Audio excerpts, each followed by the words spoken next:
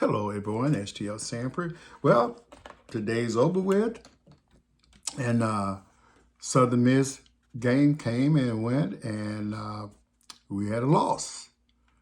I mean, you look at Southern Miss, they're not the team that they were last year.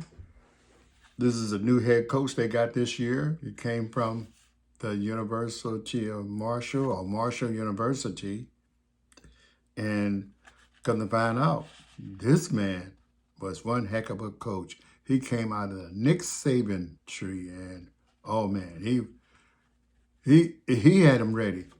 I mean, during the press conference, he was saying all the positive thing about Jackson State, but at that time, same time, he knew what he was going to do to Jackson State.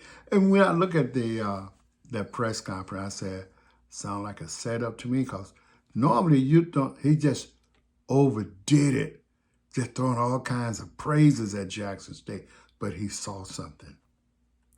He saw a weakness in Jackson State that he took advantage of. And that's how he was able to beat us, especially on the punting.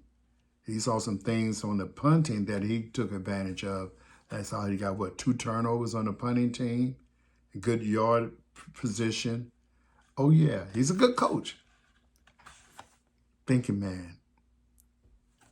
That reverse psychology. Yeah, oh yeah, he said all the good things about Jackson State. But Jackson State didn't have a real, on defense, I would have to give Jackson State a C+. But let me say this too. I'll give them a B in the first half, C+ in the second. Let's do it like that. And because that first half, Jackson State defense, man, they were something. They were something. They couldn't hardly get through to Jackson State defense. And I'm going to tell you something, people. Offense, we're going to come together. Jacobin Morgan is not going to have 3 bad games in a row. I just don't see it. You know, he's still trying to get himself together. I mean, he had in my opinion, bad game, 14 for 27, 131 yards and 1 interception. I mean, that's, wasn't good. That's not the standard that we want. And let me say this. We didn't have our best receiver out there. Where is Jonas Fortillion? I haven't heard nothing. I haven't heard nothing about him being injured. They didn't say anything why he was not playing. At least I didn't hear. But then sometimes you don't sort of bite the hand that feeds you. But I'm trying to get it out there without putting out too much. From what I was seeing on what channel I was looking at, it wasn't the best. So sometimes there's a lot of interruption and probably the fellas talking over what they were saying, if they were saying anything about why Jacobian Morgan didn't play.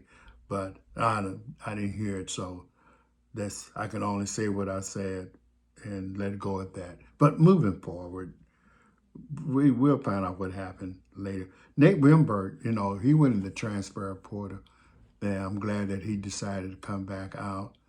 And sometimes people, we can't always have things the way we want.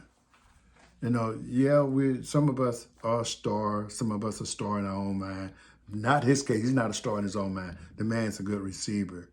But sometimes you got to roll with the good and the bad. You got to learn how to deal with the good and the bad. So hopefully Nate Wimberg, he changed his mind. He said Jackson State is his home. So he's going to be here until he graduated, I hope. But he did pretty good today. He had to shine. But I'd like to see the 2 number 1 receivers playing at the same time, because you get him, Wimberg, and Jonas Fortillion playing at the same time. Then Jackson State is unstoppable. You got Jonas Patillion and the rest, even without Nate, they're going to be unstoppable because Jonas, man, just one of a kind. That is one heck of a good player. And Jacoby Morgan, as I stated earlier, he's going to come around. He's going to be okay, man. I hope so. Got to. Because, man, you look at that running game along with the passing game, Jackson State's going to be carving up some yards from here on out. The SWAC conference going to be in trouble. That's going to be a scary team once Jacobian Morgan get his time and whatever back. And, oh, man, look out. That is going to be something to deal with. And another thing I want to talk about, and I might be wrong. When Jacoby Morgan got hit, they took him to the sideline. In my opinion, call a timeout and get him together and put him back in. Or when you put Parker Stouffer in the game, why would you let him throw the ball first time he entered the game cold and threw that interception? Should have handed that ball off. The running game was still intact. Should have just handed the ball off until he got into the flow. He threw that ball within the flow of the game, and he threw that interception. And when he threw that interception, the momentum kind of slipped from Jackson State offense. I saw that, and I said, oh, why did he do that? Why, TC, did you let him throw that ball? The play should have been a handoff. And then you want to keep in the game for a pass. You could have done that. But Jacobian came back in. I'm glad that he did. And bingo. And let me say something again about Coach Huff. The man is good. Mississippi, Southern Mississippi, going to be something to deal with next year.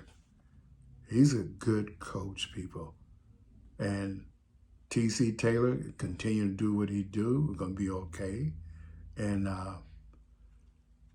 Jackson State got to get that offense going again because we cannot continue to sputter because we're going to have one of those team in our conference going to see that, and you're going to put them in a mindset where they're better than you and they're going to play like it. You don't want to get those teams up for you. Don't let them see that weakness. Now, I want to say something about the defensive side of the team. Quincy Ivory played a heck of a game. He came out there and showed off. And I didn't hear anything about Reed Pulliam. I never heard his name called, and the man's good. And also, why is it that we're not throwing the ball to our tight end? I'm going to get back to the defense, but why is it that we got, what's his name, Sebastian St. Louis, got in some games last year, and I thought he did okay, that showcase enough for him to be a target this year at the tight end position. But what do I know? What do I know? Travis Terrell, people, that young man, short and tough, a little man, but he's tough. This man, 10 carries for 80 yards. And Amar Miller showed off last week, but he did all right, 9 for 34 yards. But this other fella, Denario, I hope I pronounced his name right, he did the 8 for 33 yards. And that running back, man, oh, man. And then you got Imari Matthews, 4 carries, 29 yards. Man, I mean, God, what a offensive team we have at the running back position. That offensive running back position, you can run that ball 60% of the time and throw it 40%, and you're going to win some games. You're going to win a lot of games because now you got ball control. And then the wide receivers, we still got fellas that can catch the ball. Nate Rimberg, and when Jonas Fertilli, whatever's going on with him, come back. And then you got Jamil Gardner, Janalen Dupree. Jackson State going to have a heck of a team once both sides of the ball start clicking. So what this loss that we saw today, don't let it go. We're going to be okay. Just let it go. We're going to be A-okay. The season belongs to Jackson State. We're going back to the championship. Trust and believe. Tuskegee game is next week. I'm going to be down there. That should be a game where everything should bust loose. Offense and defensive side playing at the same time. And send fright throughout the SWAC. Just be patient, people. We're going to be okay. Be patient. Jackson State has not fallen. They're still riding high. They're going to be A-okay. STL Sanford, hit the subscribe, share, like button. We're going to be okay. I know a lot of y'all are upset because we lost, and then a lot of people are glad to see this. Don't worry.